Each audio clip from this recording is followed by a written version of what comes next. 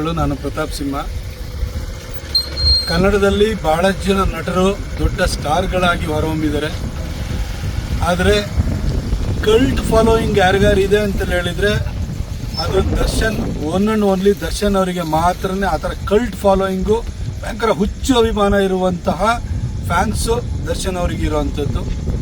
ಅವರ ಮೆಜೆಸ್ಟಿಕ್ಕು, ಕರಿಯ ಆ ಕಾಲದಿಂದಲೂ ಕೂಡ ಅವರ ಎಲ್ಲ ಸಿನಿಮಾಗಳನ್ನ ನೋಡ್ಕೊಂಡು ಬಂದಿದ್ದೀನಿ. ಅವರ ಕೆಂಚಾಲೋ ಮಂಚಾಲೋ ಆ ಟೈಮ್ ಒಳಗಡೆ ರೇಜ್ ಆಗಿತ್ತು ನಮ್ಮ ಎಲ್ಲ ಫಾರ್ಮಾಟಿವ್ ಡೇಸಲ್ಲಿ. ಹಾಗಾಗಿ ದರ್ಶನ್ ಅವರ ಅಭಿಮಾನಿಗಳಲ್ಲಿ ನಾನು ಒಬ್ಬ.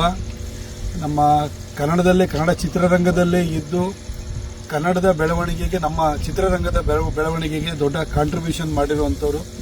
ಅವರ ದಿ ಡೆವಿಲ್ ಸಿನಿಮಾ ಡಿಸೆಂಬರ್ 11ನೇ ತಾರೀಕು ಅಭಿಮಾನಿಗಳ ಒತ್ತಾಯದ ಮೇರೆಗೆ ಪ್ರದರ್ಶನವನ್ನು ಕಾಣ್ತಾ ಇದೆ.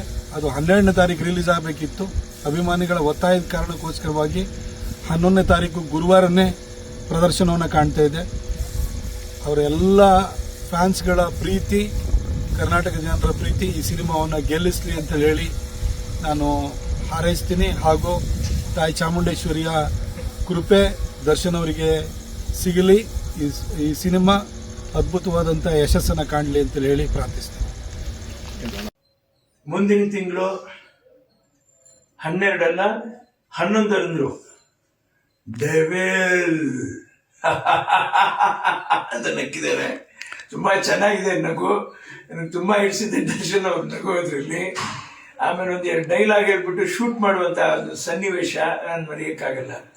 ಎಲ್ಲದಕ್ಕಿಂತ ಜಾಸ್ತಿ ದರ್ಶನ್ ಅವ್ರನ್ನ ನಾನು ಅಂತರಾಳದಲ್ಲಿ ಇಷ್ಟಪಟ್ಟವನು. ಯಾಕಂದ್ರೆ ನನ್ನ ಆರೋಗ್ಯ ಸರಿ ಇಲ್ದಿದ್ದಾಗ ನನಗೆ ಫೋನ್ ಮಾಡಿ, ನನಗೆ ಅವರು 3 ದಿವಸ, ಒಂದು ವಾರದ ನಂತರ ಅವರು ಈ ಘಟನೆನಾಗೆ ಒಂದು ದುರ್ಘಟನೆ, ಅದೊಂದು ಕೆಟ್ಟ ಘಟನೆ ನಡೆದೋಗುತ್ತೆ. ಯಾಕೆ ಮುಂಚೆ ನನಗೆ ಫೋನ್ ಮಾಡಿ ನನಗೆ ಮೈ ಸರಿ ಇಲ್ಲ ಅನ್ನುವಂಥದ್ದು ನನ್ನ ವಾಯ್ಸಲ್ಲೇ ಕಂಡುಹಿಡಿದ ದರ್ಶನ್ ಅವರು. ನಾನು ಎಂದೂ ಮರೆಯೋಕ್ಕಾಗಲ್ಲ.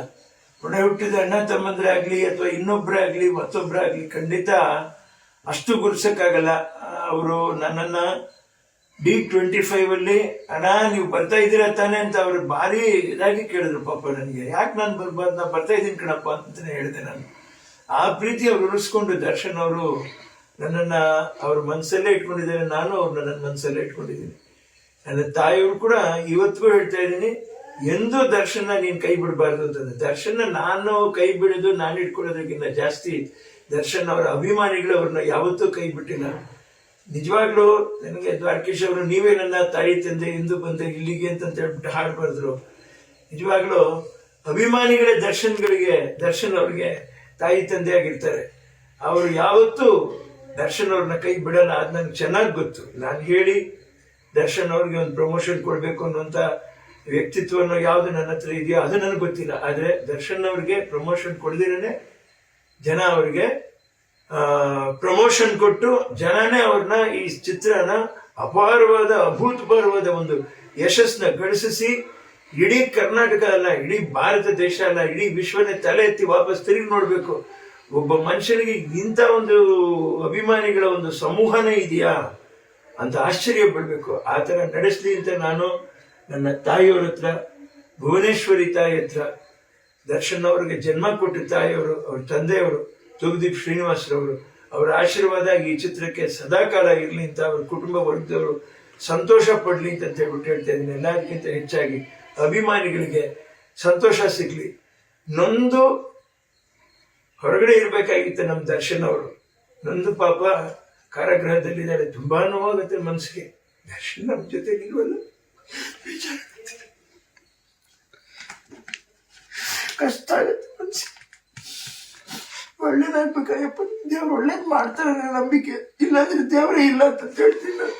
ದರ್ಶನ್ ಒಳ್ಳೇದಾಗ್ಬೇಕಾಯಪ್ಪ, ಒಳ್ಳೇದಾಗ್ಲಿ. ಸಿರಿಗನ್ನಡಂ ಗೆಲ್ಗೆ, ಸಿರಿಗನ್ನಡಂ ಬಾಳ್ಗೆ. ಜೈ ಕರ್ನಾಟಕ. ನಮಸ್ಕಾರ.